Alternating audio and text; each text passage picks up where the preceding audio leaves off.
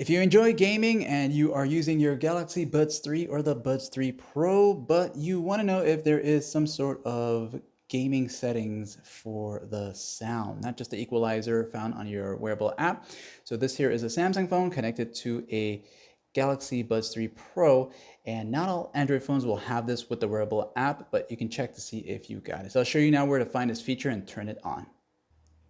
In the not so distant future, when you're ready to find this feature here, go ahead into the wearable app. And of course, assuming you do have the latest update of the wearable app here, once you enter into it, you will see this right here, okay? You'll see all these options. And again, this is not available for every Samsung phone out there, but I want you to go down to where it says earbuds settings, tap on that once.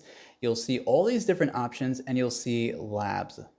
As you tap on that here, you will see this here, gaming mode. And you can turn it on from here or just dive into it to see what it actually does. All right, so gaming mode, once it's turned on, it minimizes audio delay for vivid synchronized gaming sound. So that's basically gonna help reduce that audio lag.